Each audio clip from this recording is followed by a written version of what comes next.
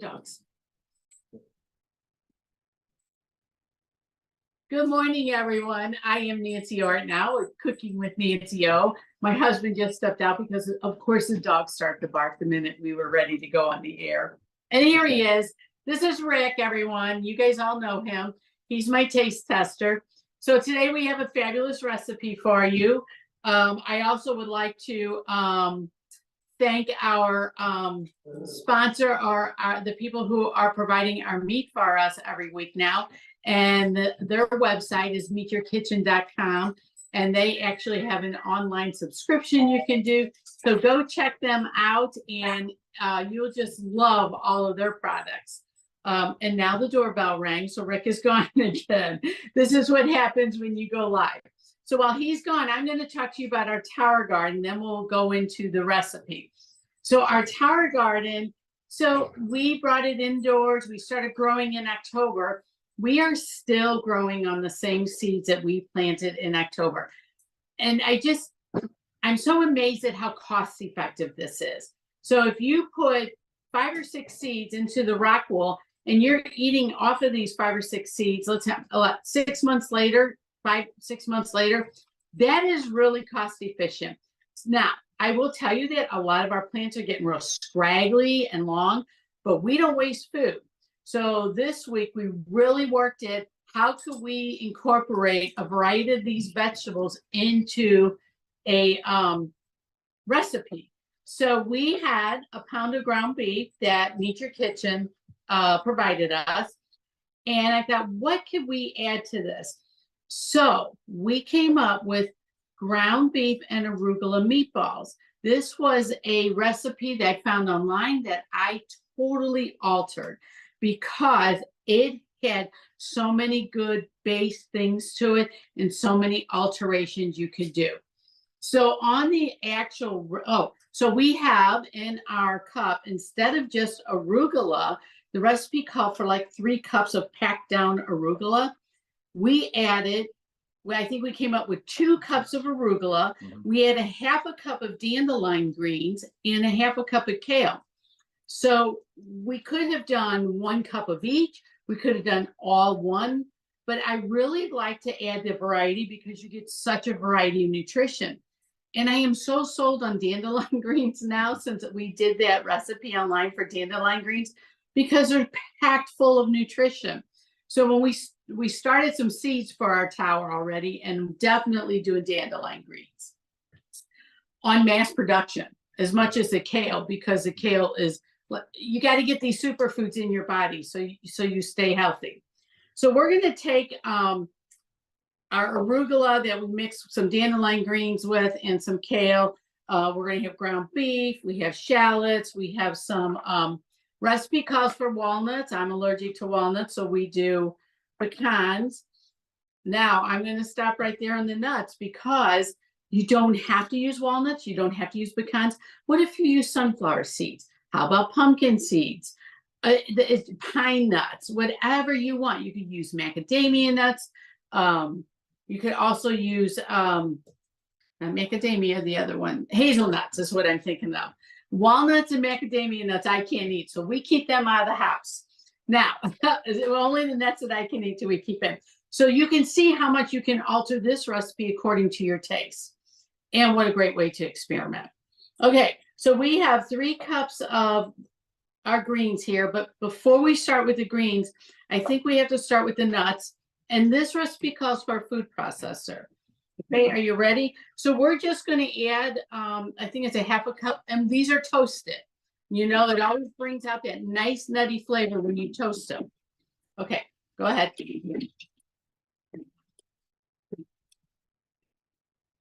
Okay, so you're just going to roughly chop them. We have a bowl here. We're gonna pull the bowl around so you guys can see the bowl. Oh wait, Rick. Well, I'll just put them in there. We didn't quite get all the nuts out. So we're gonna add that to our bowl because this is what we're gonna end up mixing our ground beef in. Okay, so next we're gonna add the shallots and the garlic, correct? Yes. Shallots. Oh, wait a minute. Too late, they're already in. Oh, yeah. No, the greens. Okay, so we're gonna do that. And we're gonna make this into a paste, so.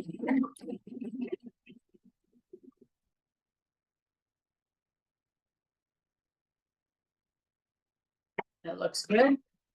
Basically, we're just gonna scrape this back into the bowl. I think we were supposed to do the greens first, but as you can see, it doesn't matter.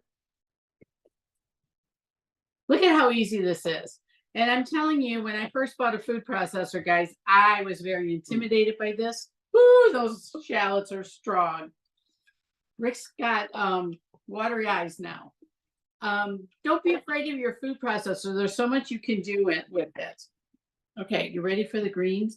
Does the salt and pepper go in with it? No. Okay. Okay. Rick made a sample batch already for us, so we could be ready to eat when this is done. Whoa, those are strong. Now we both have watery eyes going on. Ready? Yes. Look at that. Do you see how easy this is? Woo-wee. My eyes are watering. I get the onions covered up. Do you want me to stick the ground beef on them? Throw this in here real quick. Okay. Now, I never would have thought to do this with ground beef. So I love that I can Google things on the internet and really learn about different things you can do. So now we're going to add the ground beef. Now the salt and pepper, we did make a sample batch. I would cut the salt back to about 3/4 of a teaspoon, but we have a teaspoon here of salt and a half a teaspoon of pepper. You go with art, buddy. I love when he volunteers to mix the meat and all the veggies together. Now we're supposed to add a tablespoon of olive oil at this time. And when we made our meatballs, because we're going to turn these into meatballs, we eliminated it. So I am going to eliminate it because it's less, we really don't need it. So if you guys just want to scratch that olive oil off, I'll leave it on. The thing is, we cook on a stone. It says to use a cookie sheet with parchment paper. We use cooking stone, so you don't have to use the oil in it. Look at that. Oh my gosh, you can smell those greens. Yeah. Let me grab the other pan while you're doing that. So these are the cooking stones we use. We have all kinds of varieties, duplicates, everything, because they bake everything so well. And we're just going to take a cookie scoop. Now, how easy is that? And you're just going to put them on the pan like this. This is so easy. They're nutty. And that was the one thing when you toast those nuts, that brings out the flavor so much. Okay, look at this. Is that not looking good? So now you're getting some good greens into your family without them knowing it. You can serve these right with your homemade tomato sauce or a nice tomato sauce that you purchase. But remember, we make our tomato sauce every year at the end of the year. So we have homemade that we use. And then with the fresh greens in here, can you imagine how delicious and fresh this is going to take? I personally, if I was going to serve spaghetti and meatballs, and I would use a whole grain. Take that. Yes, a whole grain pasta, because that way it is better for you. I'm going to set this aside. So we do have some of these made already, because those are going to go in the oven for 12 minutes. At the 6-minute mark, you're just going to take and flip them. We just used a, where did it go? There it is over there. We just used a, one of these to turn it, and they turned very nice. You don't have to use a spatula. Okay, so I think that we're going to get started with sampling this. Are you excited, Rick? I'm ready. I don't know if I should let him sample it. Yeah. All right, so you ready? I am ready. Okay, what does Ricky think? So we have to see what Ricky thinks here. He loves to sample all food. You put that whole thing in your mouth, huh? Yep. I wouldn't do that on live TV. I'd have to cut it in half. So let's see what Ricky thinks. See, you should use sample one. That's going to be good, and with the sauces that we got. I Very good. don't know about you guys, but I could eat meatballs all the time. They're fast and easy. And I know we have a grandson that loves meatballs. Okay, if you wanted to try another one, I cut them in half for you. Because I think it was kind of funny that you, no, you try it. Okay, can you picture these on top of a whole wheat pasta? Or what about zoodles? Let's use zoodles and put that on there, and let's put your homemade tomato sauce on it. And how delicious this would be.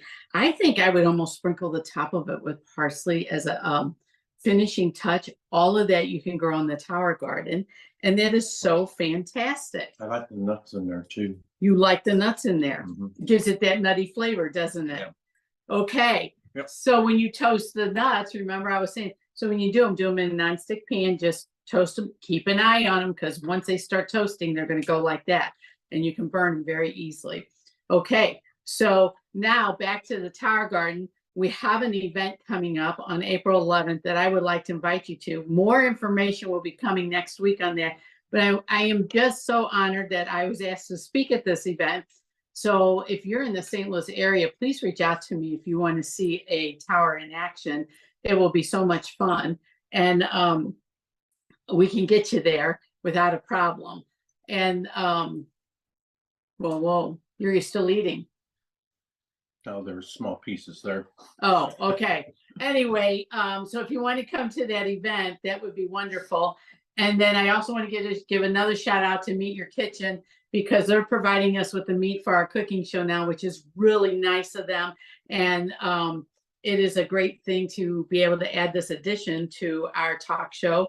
And then as far as the tower goes, we are looking forward to starting new plants, getting our towers outside. We're just, I don't know, within weeks of maybe being able to move it out. We have to wait until the weather gets a little nicer here. I know there's people, I have a friend down in North Carolina who is growing year round, which is really nice. So until next week, think about what we should grow on our towers if you have any ideas, because we always like trying new things. That's how we did the watercress and the dandelion green. So if you come up with something that we haven't shown yet, we can grow it on the tower for you. Just reach out and let us know.